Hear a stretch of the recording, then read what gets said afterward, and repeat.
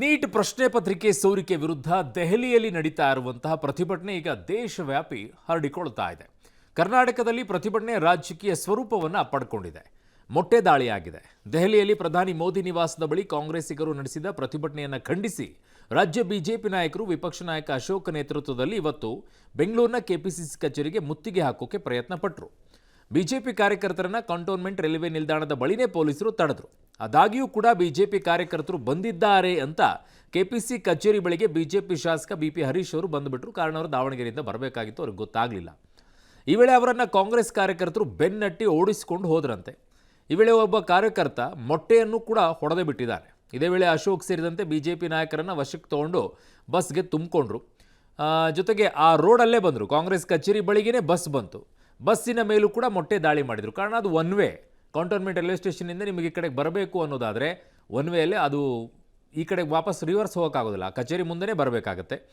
So ಈ ವೇಳೆ ಕಾಂಗ್ರೆಸ್ ಕಚೇರಿ ಬಳಿಗೆ ಬಂದಾಗ ಬಸ್ಸಿನ ಮೇಲೂ ಮೊಟ್ಟೆ ದಾಳಿ ಮಾಡಿದ್ದಾರೆ. ಮೊಟ್ಟೆ ದಾಳಿಯನ್ನು ಖಂಡಿಸಿ ಬಿಜೆಪಿ ನಾಯಕರು ಹೈಗ್ರೌಂಡ್ಸ್ ಪೊಲೀಸ್ ಠಾಣೆಯಿಂದ ಕಮಿಷನರ್ ಕಚೇರಿಗೆ ತೆರಳಿ ದೂರನ್ನು ಕೊಟ್ಟರು. ಬಿಪಿ ಹರೀಶ್ ಮಾತ್ರ ಅಲ್ಲದೆ ಅಶ್ವಥ್ ನಾರಾಯಣ್ ಮೇಲೂ ಕೂಡ ಮೊಟ್ಟೆ ದಾಳಿ ಆಯಿತು. ಶಾಸಕ ಸಿ ಕೆ ರಾಮಮೂರ್ತಿ ಅವರಿಗೆ ಬಸ್ನಲ್ಲಿ ಕೂತಂಥ ಟೈಮ್ನಲ್ಲಿ ಅವ್ರ ಕೈಗೆ ರಾಡ್ನಿಂದ ಹೊಡೆದು ಬಿಟ್ರಂತೆ. ಕೆಪಿಸಿ ಕಚೇರಿಯಲ್ಲಿ ಲಾಂಗ್ ಬಾಂಬ್ಗಳನ್ನು ಇಟ್ಬಿಟ್ಟಿದ್ದಾರೆ ಅಂತ ಅಶೋಕ್ ಅವರು ಆರೋಪ ಮಾಡಿಬಿಟ್ರು. ಇನ್ನೊಂದೆಡೆಗೆ ಬಿಜೆಪಿಯಿಂದಲೂ ಮೊದಲ ಮೊಟ್ಟಿ ದಾಳಿ ಆಯಿತು ಅಂತ ಕೆಪಿಸಿ ಕಚೇರಿಯಲ್ಲಿ ಲಾಂಗ್ ಬಾಂಬ್ಗಳನ್ನು ಇಟ್ಟಿರೋ ಆರೋಪದ ಬಗ್ಗೆ ತನಿಖೆ ಆಗಲಿ ಅಂತ ಕೆಪಿಸಿ ಅಧ್ಯಕ್ಷ ಬಿ ಕೆ ಹರಿಪ್ರಸಾದ್ ಅವರು ಸವಾಲೆಸೆದರು. ನಿನ್ನೆ ರಾಹುಲ್ ಗಾಂಧಿ ಹತ್ಯೆಗೆ ಬಿಜೆಪಿ ಸಂಚು ನಡೆಸಿತ್ತು ಅಂತಾನೂ ಹರಿಪ್ರಸಾದ್ ಅವರು ಆರೋಪ ಮಾಡಿದರು. ಅಲ್ಲದೆ ಬಿಜೆಪಿ ವಿರುದ್ಧ ಕಾಂಗ್ರೆಸ್ ಕೂಡ ಹೈಗ್ರೌಂಡ್ಸ್ ಠಾಣೆಗೆ ದೂರು ಕೊಟ್ಟಿದೆ. ಈ ಮಧ್ಯೆ ಬೆಂಗಳೂರು ಮಾತ್ರವಲ್ಲದೆ ಬಿಹಾರ, ಪಟ್ನಾ, ಛತ್ತೀಸ್ಗಢದ ರಾಯ್ಪುರ, ಮಧ್ಯಪ್ರದೇಶದ ಭೋಪಾಲ್, ತೆಲಂಗಾಣದ ಹೈದರಾಬಾದ್, ಮುಂಬೈನಲ್ಲೂ ಕೂಡ ಕಾಂಗ್ರೆಸ್ ವರ್ಸಸ್ ಬಿಜೆಪಿ ಕಾರ್ಯಕರ್ತರು ಪರಸ್ಪರ ಪ್ರತಿಭಟನೆಯನ್ನು ಮಾಡಿದ್ದಾರೆ. ರಾಜ್ಯದ ಹಲವೆಡೆಯೂ ಕೂಡ ಪ್ರತಿಭಟನೆ ನಡೆದಿದೆ.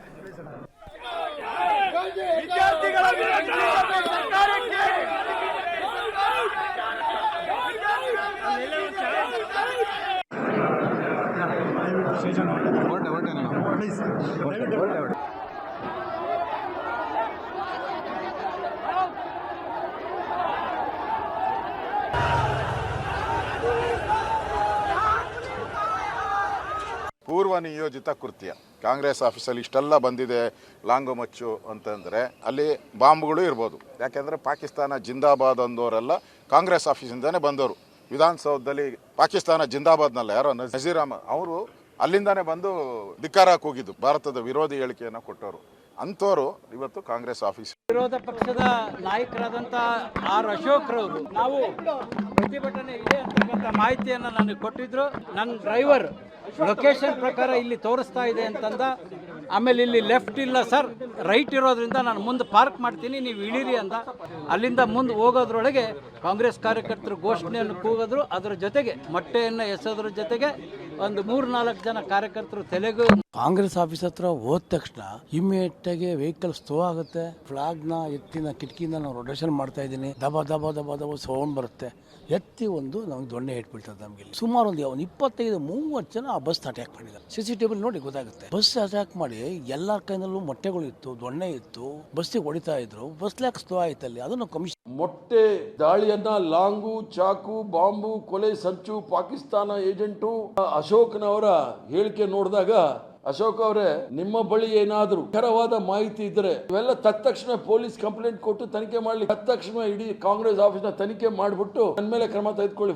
ಮೊದಲನೇದಾಗಿ ಮೊಟ್ಟೆನ ನೋಡಿ ಅವ್ರಿಗೆ ಬಾಂಬ್ ಜ್ಞಾಪಕ ಎಲ್ಲಿಂದ ಬಂತು ಅಂತ ಕೇಳ್ತಾ ಇದ್ದೀನಿ. ಕಲ್ಪನಾ ಶಕ್ತಿಗೆ ನಾವು ಒಪ್ಕೊಳ್ಬೇಕಾಗುತ್ತೆ. ಇಲ್ಲಿ ಬಂದು ಬಿಜೆಪಿ ಅವ್ರು ಮೊಟ್ಟೆ ಹೊಡೆದ ಮೇಲೆ ಇವರು ಕಾಂಗ್ರೆಸ್ ಕಾರ್ಯಕರ್ತರು ಆ ಮೊಟ್ಟೆ ತೆಗೆದು ಹೊಡೆದಿರೋದು. ಕಚೇರಿ ಮೇಲೆ ದಾಳಿ ಬಂದಾಗ ಸೆಲ್ಫ್ ಡಿಫೆನ್ಸ್ ಎಲ್ಲ ಅವ್ರು ಮಾಡ್ಕೊಂಡಿದ್ದಾರೆ. ಅದೇ ಮೊಟ್ಟೆ ತೆಗೆದು ಅವ್ರು ಹೊಡೆದಿದ್ದಾರೆ. ಮತ್ತೆ ಬಸ್ಸು ಬೇರೆ ರೂಟಲ್ಲಿ ಹೋಗಿದ್ದಾರೆ, ಈ ರೂಟಲ್ಲಿ ಯಾಕೆ? ಸಾಂಪ್ರದಾಯಿಕ ರೆಸಿಪಿ, ಮತ್ತಷ್ಟು ಬೇಕೆನಿಸುವ ರುಚಿ. ಕೋಡುಬಳೆ ಅಂದ್ರೆ ಅಡುಕಲೆ. ಇದು ಸಂಪೂರ್ಣವಾಗಿ ಈಗ ನೀಟ್ ವಿಚಾರ ಬಿಟ್ಟು ಇನ್ನೆಲ್ಲೋ ಹೋಗೋ ಲಕ್ಷಣಗಳಂತೂ ಇದು ಕಾಣಿಸ್ತಾ ಇದೆ. ಇದರಲ್ಲಿ ಯಾವ ಅನುಮಾನನೂ ಬೇಡ. ಕಾರಣ ಆಗಬೇಕಾಗಿರುವಂಥದ್ದು ಇಷ್ಟೇ. ನೀಟ್ ಪ್ರಶ್ನೆ ಪತ್ರಿಕೆ ಸೋರಿಕೆಯ ಹೊಣೆಗಾರರು ಯಾರು, ಅವರು ಕ್ರಮ ತಗೊಳ್ಬೇಕು. ಆ ನಿಟ್ಟಿನಲ್ಲಿ ಆಗಬೇಕಾಗಿದೆ. ಜೊತೆಗೆ ಆತ್ಮಹತ್ಯೆ ಮಾಡಿಕೊಂಡಂಥ ವಿದ್ಯಾರ್ಥಿಗಳಿಗೆ ಪರಿಹಾರವನ್ನು ಕುಟುಂಬಕ್ಕೆ ಕೊಡಿಸುವಂಥ ಕೆಲಸ, ಇವೆರಡೂ ಅತಿ ಮುಖ್ಯವಾಗಿ ಆಗಬೇಕಾಗಿದೆ. ಹೊಣೆಗಾರರು ಯಾರು? ಅದು ಶಿಕ್ಷಣ ಮಂತ್ರಿ ಧರ್ಮೇಂದ್ರ ಪ್ರಧಾನ್ ಅವರು ರಾಜೀನಾಮೆ ಕೊಡಬೇಕು ಅಂತ ಆಗ್ರಹಿಸ್ತಾ ಇದ್ದಾರೆ. ಅವರ ರಾಜೀನಾಮೆಯನ್ನು ತಗೊಳ್ತಾ ಇಲ್ಲ. ಎರಡನೇದು, ಆತ್ಮಹತ್ಯೆ ಮಾಡಿಕೊಂಡಂಥ ವಿದ್ಯಾರ್ಥಿಗಳ ಕುಟುಂಬಗಳಿಗೆ ಪರಿಹಾರವನ್ನು ಕೊಡಬೇಕು ಅಂತಿದ್ರೆ ಇವೆರಡೂ ಅತಿ ಮುಖ್ಯವಾಗಿ ಆಗಬೇಕಾಗಿದೆ. ಇವೆರಡನ್ನು ಹೊರತುಪಡಿಸಿ ಇನ್ನೆಲ್ಲವೂ ಕೂಡ ಗೋಜಲು ಮಾಡಿಟ್ಕೊಂಡು ಹೋಗ್ತಾ ಇದ್ದಾರೆ. ಜೊತೆಗೆ ಕೆಲವು ಈ ಸಂದರ್ಭದಲ್ಲೇ ಬೆಂಕಿಯಲ್ಲಿ ಚಳಿ ಕಾಯಿಸಿಕೊಳ್ಳುವಂಥ ಕೆಲಸವನ್ನು ಮಾಡಿಕೊಳ್ತಾ ಇದ್ದಾರೆ ಕೆಲವರು. ಬಟ್ ಈಗ ರಾಜ್ಯದಲ್ಲಿ ಈ ವಿಚಾರ ಯಾವ ಸ್ವರೂಪ ಪಡ್ಕೊಳ್ಳುತ್ತೋ ಗೊತ್ತಿಲ್ಲ. ನಮ್ಮ ಚಾನಲ್ ಮುಖ್ಯಸ್ಥರಾಗಿರುವಂಥ HR ರಂಗನಾಥ್ ಸರ್ ನಮ್ಮ ಜೊತೆಗೆ ಈಗ ದೂರವಾಣಿ ಸಂಪರ್ಕಕ್ಕೆ ಸಿಗ್ತಾ ಇದ್ದಾರೆ. ಸರ್ ನಮಸ್ಕಾರ ಸರ್. ನಮಸ್ಕಾರ ಸರ್, ಈಗ ನೀಟ್ ವಿಚಾರ ಬಿಟ್ಟು ಇನ್ನೆಲ್ಲ ಕೇಳಿಸ್ತಾ ಇದೆ ಸರ್. ನೀಟ್ ವಿಚಾರ ಬಿಟ್ಟು ಇನ್ನೆಲ್ಲ ಹೋರಾಟ ದೊಡ್ಡ ಮಟ್ಟದಲ್ಲಿ ನಡೀತಾ ಇದ್ದಂಗೆ ಕಾಣಿಸ್ತಾ ಇದೆ. ಇದು ಹೋರಾಟದ ಹಾದಿನೇ ತಪ್ಪು ಬಿಡುತ್ತಾ ಅಂತ ಸರ್? ತಪ್ಪಲಿ, ಈ ತಪ್ಪತ್ತು ಬಿಡತ್ತು ಅಂತ ನಾವ್ಯಾಕೆ ತೀರ್ಮಾನ ಮಾಡೋಣ? ಅದನ್ನ ತಪ್ಪಲಿ ಬಿಡಿ. ಅಲ್ಲ, ಆಗ್ಬೇಕಾಗಿದ್ದು ವಿದ್ಯಾರ್ಥಿಗಳ ವಿಚಾರದಲ್ಲಿ ಆಗ್ಬೇಕಾಗಿರೋ ಹೋರಾಟ ಸರ್. ವಿದ್ಯಾರ್ಥಿಗಳ ವಿಚಾರದಲ್ಲಿ ಆಗ್ಬೇಕಾದ್ ಏನೂ ಇಲ್ಲ. ಇನ್ನು ಅದು ಎಕ್ಸಾಮ್ ಆಗೋಗಿದೆ. ಓಕೆ, ಆಯ್ತು, ಅದು ಮುಗೀತು. ನಮ್ಮ ವಿದ್ಯಾರ್ಥಿಗಳ ಕತೆ ಮುಗಿದಿದೆ. ಈಗ ಅಲ್ಲ, ವಿದ್ಯಾರ್ಥಿಗಳ ಮಾಡಿದ ಅನ್ಯಾಯಕ್ಕೆ ಜವಾಬ್ದಾರಿ ಯಾರು ಅಂತ ಕೇಳ್ತಾ ಇರೋದು ನಾವು. ಆತ್ಮಹತ್ಯೆ ಮಾಡ್ಕೊಂಡಂತ ವಿದ್ಯಾರ್ಥಿಗಳಿಗೆ ಪರಿಹಾರ ಮತ್ತು ಹೊಣೆಗಾರರು ಯಾರು? ಅಷ್ಟೇ ನಮ್ ಪ್ರಶ್ನೆ. ಈಗ ಎಕ್ಸಾಮ್ ವಿಚಾರದಲ್ಲಿ ಮುಗಿದೋಯ್ತಾ ಕೇಸ್? ಅದು ಏನು ಎಕ್ಸಾಮ್ ಮಾಡ್ಬೇಕಾಗಿತ್ತು, ಮಾಡಿದ್ರಿ, ಕೊಟ್ರಿ, close, the matter is over. Okay, but ಅದು ಮಾಡಿದ್ವಿ ಅನ್ನೋ ಕಾರಣಕ್ಕೆ ಯಾರ್ಯಾರು ಕಚಡಗಳಿದ್ದಾರೆ ಮತ್ತು ಕಳ್ಳರಿದ್ದಾರೆ ಮತ್ತು ಹಲ್ಕಟ್ಟುಗಳಿದ್ದಾರೆ ಈ ವಿಚಾರದಲ್ಲಿ, ಅವ್ರು ಎಸ್ಕೇಪ್ ಆಗಬಾರದು ಅನ್ನೋದು ನಮ್ಮ ವಾದ ಈಗ ಫೈಟ್ ಅಲ್ಲಿ. ಬಟ್ ಇವತ್ತು ರಾಜ್ಯದಲ್ಲಿ ಆಗ್ತಾ ಇರೋದು ಸರ್, ಕಾಂಗ್ರೆಸ್ ಕಚೇರಿಗೆ ಹೋಗ್ತಾರೆ, ಮೊಟ್ಟೆ ಓಡಿಸ್ಕೊಳ್ತಾರೆ, ಇವರು ಬಿಜೆಪಿ ಕಾಂಗ್ರೆಸ್ ನಡುವೆ ಗಲಾಟೆ ನಡೆಯಕ್ಕೆ ಶುರುವಾಗುತ್ತೆ. ಅವ್ರು ಏನಾದ್ರು ಮಾಡ್ಕೊಳ್ಳಿ ಬಿಡ್ರಿ, ಹೊರಸ್ಕೊಳ್ಳಿ, ನಮ್ಗೇನು ಹೋಗ್ಬೇಕು? ಇದೇ ತರ ಗಲಾಟೆ ಸರ್. ಅವ್ರನೇ ಬರಹ, ಅದು ನನ್ನನೇ ಬರಹ ಅಲ್ಲ. ನಾನು ಹೇಳಿಲ್ಲ ಅವ್ರನ್ನ ಕಾಂಗ್ರೆಸ್ ಆಫೀಸ್ ಹೋಗು ಅಂತ, ಅಥವಾ ನಾನು ಹೇಳಿಲ್ಲ ಕಾಂಗ್ರೆಸ್ ಅವರು ಮೊಟ್ಟೆ ಹೊಡ್ಕೊಳ್ಳಿ ಅಂತ. ಅದೇ ಒಳ್ಳೆ ಖರ್ಚು ಆಯ್ತಲ್ಲ. ನಾವು ಕೇಳ್ತಾ ಇರೋದು ಕ್ರಮ ತಗೋತೀರಾ ತಗೊಳಲ್ವಾ ಹೇಳಿ, ಅಷ್ಟೇ ಬೇಕಾಗಿರೋದು. ನಾವು ನಿಮ್ಮನ್ನ ಮೊಟ್ಟೆ ಹೊಡಿಸ್ಕೊಳ್ಳಿ, ಕಾಂಗ್ರೆಸ್ ಆಫೀಸ್ಗೆ ಹೋಗಿ ಪ್ರತಿಭಟನೆ ಮಾಡಬೇಡಿ ಮಾಡಿ ನಾವ್ ಹೇಳಿದೀವ? ಯಾವ್ದೋ ಹುಡುಗರುಗಳು ಯಾವ್ದೋ ಪಾರ್ಟಿ ಹೆಸರಿಟ್ಕೊಂಡು ಪ್ರೊಟೆಸ್ಟ್ ಮಾಡಿದ್ರೆ ಅದನ್ನ ದೇಶದ್ರೋಹಿಗಳು ಅಂತ ಕರೆದಿದ್ನಲ್ಲಪ್ಪ ಒಬ್ಬ ಪ್ರಭೂತಿ ಮಂತ್ರಿ. ಅವನು ಯಾಕೊಂಬಂದ್ರಿ ಅವನನ್ನ ಪಾಸ್ಟರ್ ರೋಡ್ಗೆ? ಶಿಕ್ಷಣ ಮಂತ್ರಿಗಳು. ಅವ್ನು ಯಾವನ ಬುರುಡ ಬಿಟ್ಟಿದ್ನಲ್ರಿ ನ್ಯಾಷನಲ್ ಚಾನೆಲ್ಗಳಲ್ಲಿ ಕೂತ್ಕೊಂಡು ಮಾಧ್ಯಮಗಳಲ್ಲಿ. ದೊಡ್ಡ ಮನುಷ್ಯನ್ ತರ ಅವನು. ಭಾರತೀಯ ಜನತಾ ಪಕ್ಷ ಕಟ್ಟಿದ್ದಿದ್ದೆ ಶ್ಯಾಮ್ ಪ್ರಸಾದ್ ಮುಖರ್ಜಿ ನಾನೇ ಅನ್ನೋ ತರ ಮಾತಾಡ್ತಾನಲ್ಲ ಅವ್ನು. ಅವನೊಬ್ಬ ಬಿಜೆಪಿ ಅಯೋಗ್ಯರಿಗೆ ಅವನನ್ನ ಬಿಟ್ಟು ಪಕ್ಷ ಇಲ್ಲ ಅನ್ಕೊಂಡಿದಾರಲ್ಲ ಇವರು. ಅವನನ್ನ ಕರ್ಕೊಂಬನ್ರಿ ಫಸ್ಟ್. ನನ್ನ ವಾದ ಈಗ ಜವಾಬ್ದಾರಿ ಯಾರು ಬಿಡ್ರಿ ಹೇಳಿ. ಅವ್ರಿಗೆ ಏನ್ ಶಿಕ್ಷೆ? ವಿದ್ಯಾರ್ಥಿಗಳ ವಿಚಾರ ಮುಗ್ದೋಯ್ತು.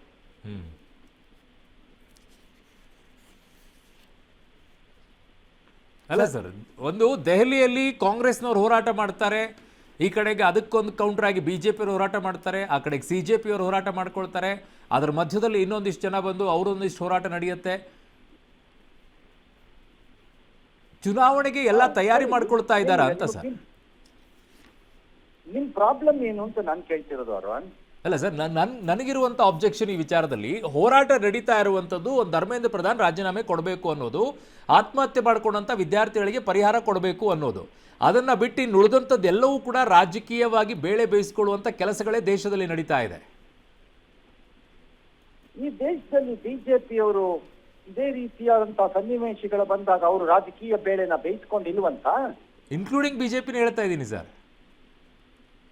ಆಗ್ಲಿ ಬಿಡಿ ಹಂಗಾರೆ, let them fight. Why are we worried? ನಮಗಿರೋದು ಇಷ್ಟೇ, ಫೈಟ್ ಅಲ್ಲಿ ಉತ್ತರ ಏನು ಹೇಳ್ರಯ್ಯ ಕಚಡಗಳ ಅಂತ ಕೇಳ್ತಾ ಇದೀವಿ ನಾವು. ಮಂತ್ರಿನ ಜವಾಬ್ದಾರಿ ಮಾಡ್ತೀರಾ? NTA ಅಧಿಕಾರಿಗಳನ್ನ ಜವಾಬ್ದಾರಿ ಮಾಡ್ತೀರಾ? ಪರಿಹಾರನ ಮಕ್ಕಳಿಗೆ ಕೊಡ್ತೀರಾ? ಇನ್ನೊಂದ್ ಸರ್ತಿ ಲಜ್ಗೆಟ್ಟ ಮಾನ ಗೆದ್ದವ್ರ ತರ ಆರ್ಮಿ ಕರ್ಕೊಂಬಂದ್ ಎಕ್ಸಾಮ್ ಮಾಡ್ತೀವಿ ಅಂತ ಹೇಳ್ತೀರಾ? ಏನು ಅಂತ ಬಿಡಿ ನಿಮ್ ಬೊಗಳೇನ, ಅಷ್ಟೇ ನಾವು ಕೇಳ್ತಿರೋದು. ನಿಮ್ ರಾಜಕೀಯದ ಫೈಟ್ ನೀವ್ ಏನಾರು ಮಾಡ್ಕೊಳ್ಳಿ, ಚುನಾವಣೆಗಾದ್ರೂ ಮಾಡ್ಕೊಳ್ಳಿ, ಫೈಟ್ ಆದ್ರೂ ಮಾಡ್ಕೊಳ್ಳಿ, ನೀವೇನಾದ್ರು ಮಾಡ್ಕೊಳ್ಳಿ, ನಮಗೇನು ಹೋಗ್ಬೇಕು? ತೀರ್ಮಾನ ಮಾಡಿದ್ರೆ ನಿಮ್ಗೆ ಓಟ್ ಕೊಡ್ಲಿ, ನಮಗೇನು ಹೋಗ್ಬೇಕು? ಅಲ್ಲ, ಯಾಕೆ ಈ ಕನ್ಸರ್ನ್ ಅಲ್ಲಿ ಕೇಳ್ತಾ ಇದ್ದೀನಿ ಅಂತಂದ್ರೆ ಸರ್, ಆ ವಿಚಾರ ಬಿಟ್ಟು ಇನ್ನುಳಿದಿದ್ದೆಲ್ಲ ಮಾಡ್ತಾ ಇದ್ದಾರೆ. ಬಟ್ ರಾಜ್ಯದಲ್ಲಿ ಮಳೆ ಆಗಿಲ್ಲ, ಬರ ಸಮಸ್ಯೆ ಇದೆ, ಆ ವಿಚಾರದಲ್ಲಿ ಯಾರು ಧ್ವನಿ ಎತ್ತಾ ಇಲ್ಲ, ಬರೀ ಇದೇ ಕಿತ್ತಾಡ್ಕೊಂಡು ಕೂತ್ಕೊಂಡ್ಬಿಡ್ತಾರ ಅಂತ ಇವರು. ಆಗ್ಲಿ ಬಿಡಿ, ಅದನ್ನು ಜನ ಗಮನಿಸ್ರಿ. ನಂಬರ್ 1. ನಂಬರ್ 2, ಯಾವತ್ತು ಈ ದೇಶದಲ್ಲಿ ಒಂದು ಇಶ್ಯೂ ದೊಡ್ಡದಾಗಿ ಹೋರಾಟಕ್ಕೆ ಬಂದಾಗ ಆ ಇಶ್ಯೂಗೇ ಹೋರಾಟ ನಡೆದಿದೆ. ಅದು ರಾಜಕೀಯವಾಗಿ ಬೇರೆ ಬೇರೆ ರೂಪ ಪಡೆದಿಲ್ಲ. ಮಂಡಲ್ ವರದಿಗೋಸ್ಕರ ಪ್ರಾರಂಭ ಆಗಿದ್ದು ನಂತರ ನಡೆದಿದ್ದೇನು? ಅಣ್ಣಾ ಹಜಾರೆಯ ಭ್ರಷ್ಟಾಚಾರ ವಿರೋಧಿದ್ದು ಪ್ರಾರಂಭ ಆಗಿದ್ದು ನಡೆದಿದ್ದೇನು? ಹಾಗಾಗಿ ಈ ದೇಶದಲ್ಲಿ ಮತ್ತು ಎಲ್ಲ ದೇಶಗಳಲ್ಲಿ ಯಾವಾಗ ಜನವಿರೋಧಿ ತೀರ್ಮಾನಗಳು ಬರುತ್ತವೆ ಮತ್ತು ಜನ ಆಕ್ರೋಶಗೊಂಡು ಸರ್ಕಾರಗಳ ವಿರುದ್ಧ ತಿರುಗುತ್ತಾರೆ, ಆಗ ಒಂದು ಸಣ್ಣ ನೆಪ ಪ್ರಾರಂಭ ಆಗತ್ತೆ, ಇಶ್ಯೂ ಬೇರೆ ಆಗತ್ತೆ. ಟೇಕ್ ಫಾರ್ ಎಕ್ಸಾಂಪಲ್ ಬಾಂಗ್ಲಾದೇಶನ, ಹಸೀನಾ ವಿರುದ್ಧ ಅಲ್ಲಿ ವಿದ್ಯಾರ್ಥಿಗಳು ಅಥವಾ ಇನ್ನೊಬ್ಬ ತಿರುಗಿ ಬಿದ್ದಿದ್ದು ಒಂದು ಸಣ್ಣ ವಿಚಾರದಲ್ಲಿ, ರಿಸರ್ವೇಶನ್ ವಿಚಾರದಲ್ಲಿ, ಸೀಟ್ಗಳ ವಿಚಾರದಲ್ಲಿ, ಸ್ಕೂಲ್ಗಳು ಕಾಲೇಜ್ಗಳಲ್ಲಿ. ನೇಪಾಳದಲ್ಲಿ ಪ್ರಾರಂಭ ಆಗಿದ್ದ ಹಾಗೆ ಹಂಗೆ ಕೆಲವು ದೊಡ್ಡ ಹೋರಾಟಗಳು ಯಾವುದೋ ಕಾರಣಕ್ಕೆ ಪ್ರಾರಂಭ ಆಗತ್ತೆ, ಯಾವುದೋ ರೂಪವನ್ನ ಪಡೆಯತ್ತೆ. ಹಾಗಂದ ಮಾತ್ರಕ್ಕೆ ಈಗಿಲ್ ಪಡೆಯತ್ತೆ ಅಂತ ನಾನು ಹೇಳಿಲ್ಲ, ಪಡಿಬೇಕು ಅಂತ ನಾನು ಬಯಸ್ತಿಲ್ಲ. ಆದರೆ ಕೇಂದ್ರ ಸರ್ಕಾರ ತನ್ನ ದಿಮಾಕು ಮತ್ತು ಕೊಬ್ಬನ್ನ ಮುಂದುವರಿಸಿದ್ರೆ ಈ ದೇಶದ ಜನರಿಗೆ ಹಕ್ಕಿದೆ, ನೀವು ಮಾಡ್ತಿರೋದು ತಪ್ಪು ಅಂತ ಹೇಳಕ್ಕೆ. ಅಲ್ಲ ಸರ್, ಇವರು ಮಂಡುವಾದ ಹೇಗಿದೆ ಬಿಜೆಪಿ ಅವ್ರದ್ದು ಅಂದರೆ, ಮೂಲ ಪ್ರಶ್ನೆಗಳಿಗೆ ಉತ್ತರನೇ ಕೊಡ್ತಾ ಇಲ್ಲ, ಇಲ್ಲಿ ತನಕ ಕೊಟ್ಟಿಲ್ಲ. ಅವ್ರು ಹೇಳ್ತಾ ಇರೋದು ವಿದ್ಯಾರ್ಥಿಗಳಿಗೆ ನಾವು ಎಲ್ಲ ಅನ್ಯಾಯ ಮಾಡಿದ್ದೀವಿ, ಇಮಿಡಿಯೇಟ್ ಎಕ್ಸಾಮ್ ಮಾಡಿದ್ದೀವಿ, ರಿಸಲ್ಟ್ ಕೊಟ್ಟಿದ್ದೀವಿ, ನಾವು ನಿಜವಾಗಿ ವಿದ್ಯಾರ್ಥಿ ಪರ ನಿಂತ್ಕೊಂಡಿರೋದು. ರಾಹುಲ್ ಗಾಂಧಿ ಇಡೀ ಪ್ರಕರಣದ ದಿಕ್ ತಪ್ಪಿಸ್ತಾ ಇದ್ದಾರೆ ಅಂತ ಹೇಳ್ತಾ ಇರೋದು. ಅಯ್ಯೋ, ಅವ್ರು ಏನಾದ್ರು ಪಡ್ಕೊಂಡು ಹೋಗ್ಲಿ ಬಿಡ್ರಿ. ಬಿಜೆಪಿ ಅವ್ರು ಹೇಳಿದ್ದೆಲ್ಲ ಪರಮ ಸತ್ಯ ಅಲ್ಲ. ಈ ದೇಶಕ್ಕೆ ಅವ್ರೇನ್ ದೇವ್ರ ಮೊಮ್ಮಕ್ಕಳಲ್ಲ. ಅವ್ರುಗಳು ಬಂದು ನಾವು ಕಂಡಿದೀವಿ, ಅವ್ರದ್ದು ದೇವರ ಹೆಸರಿನಲ್ಲಿ ಆಟ ಆಡಿರೋರೇ ಹೊರತು ಅವ್ರೇನ್ ದೇವರಲ್ಲ. ಅವ್ರು ನಮ್ಗೆ ಗೊತ್ತಿದೆ ಇವ್ರ ಆಟಗಳು. ನನ್ನ ಪಾಯಿಂಟ್ ಈಸ್, ನಾನು ಹೇಳ್ತೀನಿ, ಹಂಗಾದ್ರೆ ಯಾರೋ ಒಬ್ಬ ಹೆಣ್ಣು ಮಗಳ ಜೊತೆ ಒಂದು ಸಂಪರ್ಕವನ್ನ ಬೆಳೆಸದೆ ಒಂದು ಮಗು ಆಗ್ಬಿಡ್ತು, ಆ ಮಗುನ ನಾನೇ ನೋಡ್ಕೋತೀನಿ, ಹಾಗಾಗಿ ಅದನ್ನ ರೇಪ್ ಅಂತ ಕನ್ಸಿಡರ್ ಮಾಡಬೇಡ ಅಂದ್ರೆ ಓಕೆನಾ? ಕೇಳ್ರಿ, ಅವ್ನು ಯಾವನ್ ಬಿಜೆಪಿ ಅವನನ್ನ. ಹಲೋ, ಜವಾಬ್ದಾರಿ ಹೊತ್ಕೊಳ್ಳೇಬೇಕು ಏನೇ ಆದ್ರೂ ಕೂಡ. ಅಲ್ಲ ಕೇಳ್ರಿ, ನನಗೆ ಕೇಳಿಸ್ತಾ? ನಿಮ್ಗೆ ಗೊತ್ತಾಯ್ತು ಸರ್, ಕೇಳಿಸ್ತು. ಕೇಳಿಸ್ತಲ್ವಾ? ಆ ಮಗುನ ನಾನೇ ನೋಡ್ಕೋತೀನ್ರಿ, ಹಾಗಾಗಿ ಅದನ್ನ ರೇಪ್ ಅಂತ ಕನ್ಸಿಡರ್ ಮಾಡೋ ಹಂಗಿಲ್ಲ ಅಂತ ಹೇಳಕ್ ಹೇಳ್ರಿ ಅವ್ನಿಗೆ. ಎಕ್ಸಾಮ್ ವಿಚಾರದಲ್ಲಿ ಮಾಡಬಾದ ಕಚಡ ಕೆಲಸ ಮಾಡಿ ಅದರ ರಿಪೇರಿ ರೂಪದಲ್ಲಿ ನಾನು ಮರು ಎಕ್ಸಾಮ್ ಮಾಡಿದೀನಿ, ಹಂಗಾಗಿ ನಾನ್ ಜವಾಬ್ದಾರಿ ಅಲ್ಲ, ನಾನೇನ್ ಅನ್ಯಾಯ ಮಾಡಿದೀನಿ ಅಂದ್ರೆ ನಾನೇನ್ ಹೆಣ್ಣು ಮಗಳನ್ನ ಕೆಡಿಸಿದೀನಿ ಅಂತ ಹೇಳ್ಬೋದೇನ್ರಿ? ಇದೆಲ್ಲದರ ಮಧ್ಯದಲ್ಲಿ sir, this is the problem of BJP ಯಾವ ನಿರ್ಧಾರಕ್ಕೆ ಬರ್ತಾ ಇದೆ ನಿಧಾನವಾಗಿ ಅಂದ್ರೆ, ನಾನು ನಿರಂತರ ಅನ್ನೋ ನಿರ್ಧಾರಕ್ಕೆ ಬರ್ತಾ ಇದೆ, ನಾನು ಪರ್ಮನೆಂಟ್ ಈ ದೇಶಕ್ಕೆ ಅನ್ನೋ ತೀರ್ಮಾನಕ್ಕೆ ಬರ್ತಾ ಇದೆ. Probably this arrogance, the beginning of this arrogance will finish them of.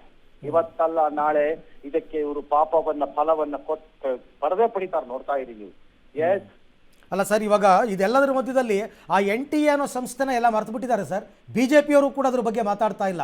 ಕನಿಷ್ಠ NTA ಒಂಚೂರು ರಿಪೇರಿ ಮಾಡ್ತೀವರಪ್ಪ ಅಂತನೂ ಒಂದು ಭರವಸೆಯನ್ನ ದೇಶದ ಜನರಿಗೆ ಕೊಡ್ತಾ ಇಲ್ಲ ಅವರು. ಎಕ್ಸಾಕ್ಟ್ಲಿ, ನಾನು ಇದನ್ನೇ ಹೇಳ್ತಿರೋದು. ಇದನ್ನ ಹೇಳಬೇಕಾಗಿದ್ದು ಯಾರು? ಕೇಂದ್ರ ಸರ್ಕಾರ, ಎಜುಕೇಶನ್ ಮಿನಿಸ್ಟ್ರು. ಇಲ್ಲ, ಕೇಂದ್ರ ಸರ್ಕಾರ ಅಂದ್ರೆ ಎಜುಕೇಶನ್ ಮಿನಿಸ್ಟ್ರು ಅಥವಾ ಪ್ರೈಮ್ ಮಿನಿಸ್ಟ್ರು ಕರೆಸ್ಬಿಟ್ಟು ತಗೋಬೇಕಾಗಿತ್ತು ಉತ್ತರನ ಒಬ್ಬ ಎಜುಕೇಶನ್ ಮಿನಿಸ್ಟರ್ ಇಂದ, ಅಥವಾ ಪ್ರೈಮ್ ಮಿನಿಸ್ಟರ್ ಆಫೀಸೇ ಈ ಕ್ರಮನ ತಗೋಬೇಕಿತ್ತು ತಾನೇ? ಹೌದು. ಅದಿಲ್ಲ ಅಂದ ಮೇಲೆ ನಾವೇನಂತ ತೀರ್ಮಾನ ಮಾಡಬೇಕು? ಬಿಜೆಪಿಯವರು ಧರ್ಮೇಂದ್ರ ಪ್ರಧಾನನ ರಕ್ಷಣೆಗೆ ನಿಂತಿದ್ದಾರೆ. ಬಿಜೆಪಿಯವರು NTA ಎಂಬ ಸಂಸ್ಥೆಯ ಕಚಡಗಳ ರಕ್ಷಣೆಗೆ ನಿಂತಿದ್ದಾರೆ. ಬಿಜೆಪಿಯವರು ಈ ದೇಶದ 19-20 ಲಕ್ಷ ಮಕ್ಕಳ ವಿರುದ್ಧವಾಗಿ ನಿಂತಿದ್ದಾರೆ. ಬಿಜೆಪಿಯವರು ತಮ್ಮ ಕಚಡ ಬುದ್ಧಿಯನ್ನು ತೋರಿಸಲು ಈಗ ಪ್ರಾರಂಭ ಮಾಡಿದ್ದಾರೆ ಅಂತ ನಾನು ಅನ್ಕೋಬೇಕು, ಅಥವಾ ಬಿಜೆಪಿಯವರು ಹೇಳಿದ್ದೆಲ್ಲ ಪರಮ ಸತ್ಯ, ಶ್ರೀರಾಮಚಂದ್ರನ ಮೊಮ್ಮಕ್ಕಳೆಂದರೆ ಇವರೇ ಅಂತ ತೀರ್ಮಾನ ಮಾಡಿ ಇವ್ರಿಗೆ ನಾನು ಪೂಜೆಗೆ ವ್ಯವಸ್ಥೆ ಮಾಡ್ಕೋಬೇಕಾ? ಏನ್ ಮಾಡ್ಬೇಕಂತೆ ಬಿಜೆಪಿಯವ್ರಿಗೆ ಅಥವಾ ಕೇಂದ್ರ ಸರ್ಕಾರಕ್ಕೆ? ಏನ್ ಮಾಡ್ಬೇಕಂತೆ ಇವ್ರಿಗೆ? ಈ ಅಯೋಗ್ಯರಿಗೆ ಇಷ್ಟೊಂದು ಹೇಳಿಸ್ಕೋಬೇಕೇನ್ರಿ ಇಂಥ ವಿಚಾರದಲ್ಲಿ? ಇದೊಂದು ಕಾಮನ್ ವಿಚಾರ, ಸಿಂಪಲ್ ವಿಚಾರ, ಅಡ್ಮಿನಿಸ್ಟ್ರೇಟಿವ್ ವಿಚಾರ. ಇದಕ್ಕೆ ರಾಜಕೀಯ ಯಾಕೆ ಬಂತು? ಯಾಕೆ ಬರೋ ಹಂಗ್ ಮಾಡಿದ್ರು? ಯಾಕೆ ಇಷ್ಟು ದಿನ ಎಳೆದ್ರು? ನನ್ಗೆ ಅರ್ಥನೇ ಆಗ್ತಿಲ್ಲ. ನಾನು ನಿನ್ನೆನೂ ಕೇಳಿದೆ, ಆ ಧರ್ಮೇಂದ್ರ ಪ್ರಧಾನ್ ಎಂಬ ವ್ಯಕ್ತಿ ಬಿಜೆಪಿ ಇದಲ್ವಾ ಅವ್ನು ಇಲ್ದೇ ಇದ್ರೆ NTA ಅಧಿಕಾರಿ ಮೇಲೆ ಕ್ರಮ ತಗೊಂಡ್ರೆ ನರೇಂದ್ರ ಮೋದಿ ಅಧಿಕಾರ ಹೊಟ್ಟೋಗತ್ತಾ? ಇಲ್ಲ ಅನ್ನೋದು ಏನಕ್ಕೆ ಒದ್ದಾಡ್ತಾ ಇದ್ರಿ? ಯಾರ ರಕ್ಷಣೆಗೋಸ್ಕರ? ಇದು ಏನ್ ಪ್ರತಿಷ್ಠೆ ಏನಿದೆ ಇದರಲ್ಲಿ? ಏನಿದೆ ರೀ ಪ್ರತಿಷ್ಠೆ? ಈ ಕ್ಷಣಕ್ಕೂ ಕೂಡ ಸರ್, ಈಗಲೂ ಕೂಡ ನಡ್ಡಾ ಅವರು ಪ್ರೆಸ್ ಮೀಟ್ ಮಾಡಿ ಮಾತನಾಡ್ತಾ ಇದ್ದಾರೆ ಡೆಲ್ಲಿನಲ್ಲಿ. ದಯವಿಟ್ಟು ಈ ಪ್ರಕರಣವನ್ನು ರಾಜಕೀಯಗೊಳಿಸಬೇಡಿ, ವಿದ್ಯಾರ್ಥಿಗಳ ಭವಿಷ್ಯದ ಬಗ್ಗೆ ಯಾರಿಗೂ ವಿರೋಧ ಪಕ್ಷದವರಿಗೆ ಜವಾಬ್ದಾರಿ ಇಲ್ಲ ಅಂತಾರೆ. ವಿದ್ಯಾರ್ಥಿಗಳ ಭವಿಷ್ಯದಲ್ಲಿ ಆಟ ಆಡಿರೋರು ಯಾರು ಅಂತ ಹೇಳ್ತಾನೆ ಇಲ್ಲ. ಹೂ ವಿಲ್ ಟೇಕ್ ನಡ್ಡಾ ಪಿಡ್ಡ ಎಲ್ಲ ಸೀರಿಯಸ್ ಆಗಿರಿ. ಇವ್ರು ಯಾರ್ರಿ ನಡ್ಡಾ ಪಡ್ಡ ಎಲ್ಲ ಬಂದ್ ಹೇಳಕ್ ನಮ್ಗೆ? ಮಾತಾಡಕ್ ಹೇಳ್ರಿ ಧರ್ಮೇಂದ್ರ ಪ್ರಧಾನ್ ಅವ್ನಿಗೆ ಮಾತಾಡಕ್ ಹೇಳ್ರಿ, ಪ್ರೈಮ್ ಮಿನಿಸ್ಟರ್ಗಳು ಅಂದಾರೆ. ಇವ್ರು ಯಾರ್ರಿ ನಡ್ಡಾ ಬಂದು ಹೇಳಕ್ ಅದನ್ನ? ನಡ್ಡಂಗೂ ಅದಕ್ಕೂ ಏನ್ರಿ ಸಂಬಂಧ? ಹೂ ಇಸ್ ಈ ಟು ಕಮೆಂಟ್ ಆಫ್? ರಾಜಕೀಯ ಗೊಳಿಸಬೇಡಿ. ಆಯ್ತು, ಗೊಳಿಸಲ್ಲ, ನಮ್ ಇಷ್ಟ ಬಂದಾಗ ನಾವು ಮಾಡ್ಕೊಂಡು ಹೋಗ್ತೀವಿ. ನೀನ್ ಗೊಳಿಸ್ಕೋ ರಾಜಕೀಯ.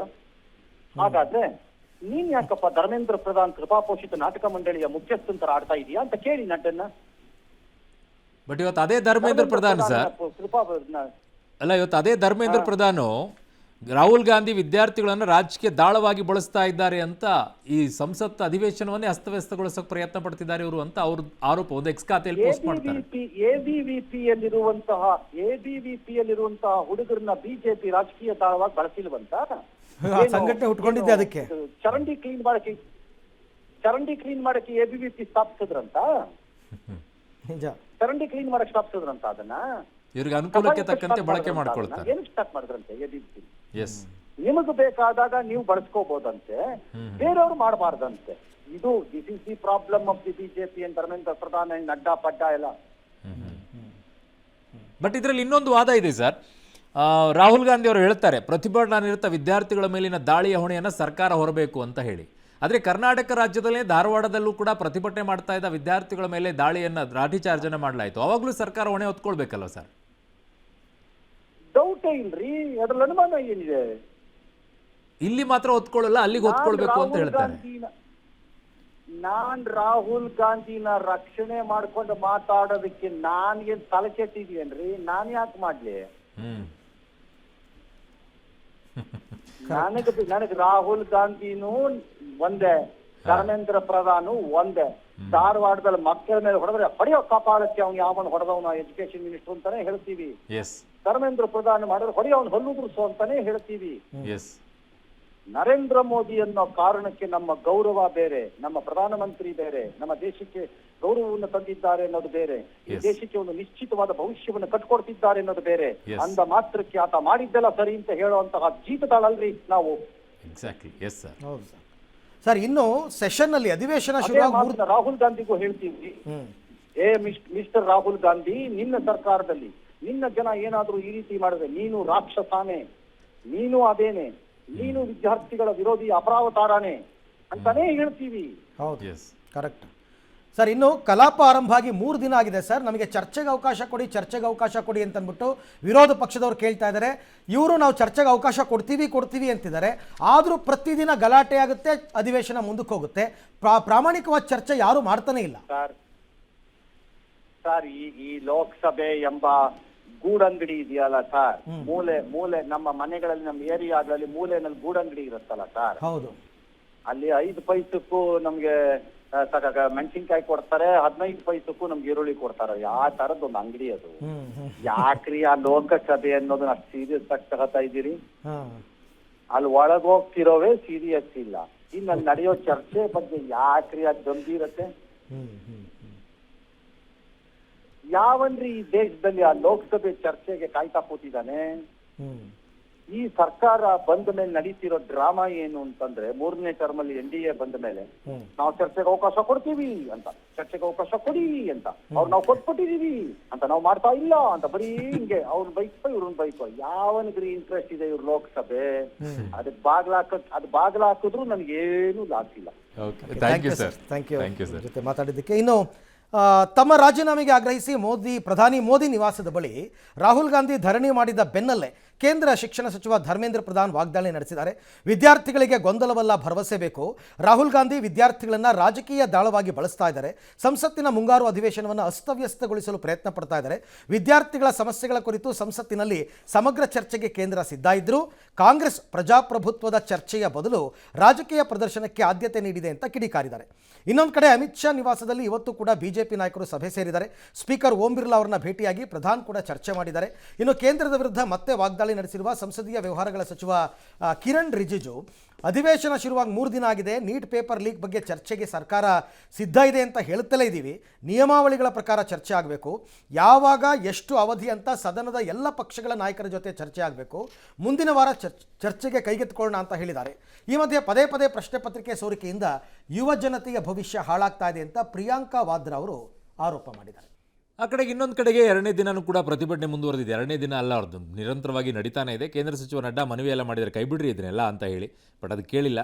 ಈಗ 1 ಕೋಟಿ ಪರಿಹಾರ ಕೊಡಬೇಕು, ಧರ್ಮೇಂದ್ರ ಪ್ರಧಾನ್ ರಾಜೀನಾಮೆ ಕೊಡಬೇಕು ಅಂತಲೇ ಇನ್ನೂ ಜೋರಾಗಿ ಪ್ರತಿಭಟನೆ ನಡೀತಾ ಇದೆ. ಜಸ್ಟ್ ಟ್ರೇಲರು ಮುಂದೆ ತೋರಿಸ್ತೀವಿ ಇನ್ನೂ ಅಂತ ಹೇಳಿದರೆ ಲಕ್ಷಾಂತರ ಜನ ಬಂದ್ಬಿಡ್ತಾರಂತೆ. ಇದೆಲ್ಲ ಎಚ್ಚರಿಕೆಯನ್ನು ಕೊಟ್ಟಿದ್ದಾರೆ. ಈಗಾಗಲೇ 4,000 ಪೊಲೀಸರನ್ನು ನಿಯೋಜನೆ ಮಾಡಿದ್ದಾರೆ, ಒಂದು 16 ಮೆಟ್ರೋ ಸ್ಟೇಷನ್ಗಳನ್ನು ಬಂದ್ ಮಾಡಿದ್ದಾರೆ. ಅಲ್ಲೊಂದಿಷ್ಟು ಜನ ಆಕ್ರೋಶವನ್ನು ವ್ಯಕ್ತಪಡಿಸಿದ್ದಾರೆ. ಸೊ ಈಗ ವಿಡಿಯೋಗಳನ್ನು CJP ಕಾರ್ಯಕರ್ತರ ಮೇಲೆ ಪೊಲೀಸರು ಲಾಠಿ ಚಾರ್ಜ್ ಮಾಡಿದ್ರಲ್ಲ, ಆ ವಿಡಿಯೋಗಳನ್ನು ನೋಡೋಕೆ ಟೈಮ್ ಇಲ್ಲ ಅಂತ ಸುಪ್ರೀಂ ಕೋರ್ಟ್ನ ಮುಖ್ಯ ನ್ಯಾಯಮೂರ್ತಿ ಸೂರ್ಯಕಾಂತ್ ಅವರು ಮತ್ತು ನ್ಯಾಯಮೂರ್ತಿಗಳಾದ ಜೋಯ್ಮಲ್ಯ ಅವರು, ಬಾಗ್ಚಿ ಅವರು, ವಿ ಮೋಹನ್ ಅವರನ್ನು ಒಳಗೊಂಡಂಥ ಪೀಠ ಹೇಳಿದೆ, ನಮ್ಮ ಸಮಯ ವ್ಯರ್ಥ ಮಾಡೋಕ್ಕೆ ಹೋಗ್ಬಿಡಿ, ನಿಮ್ಮ ಸಮಯವನ್ನು ಹಾಳು ಮಾಡ್ಕೊಳ್ಳೋಕೆ ಹೋಗ್ಬಿಡಿ ಅಂತ ಎಚ್ಚರಿಸಿದ್ದಾರೆ. ಕಾರಣ ಇವತ್ತು PIL ಅರ್ಜಿಯನ್ನು ಹೋಗಿದ್ವು ಲಾಠಿ ಚಾರ್ಜ್ ವಿಚಾರದಲ್ಲಿ. ಆ ವಿಚಾರದಲ್ಲಿ ಈ ಪ್ರಸ್ತಾಪವನ್ನು ಸುಪ್ರೀಂ ಕೋರ್ಟ್ ಮಾಡಿದೆ.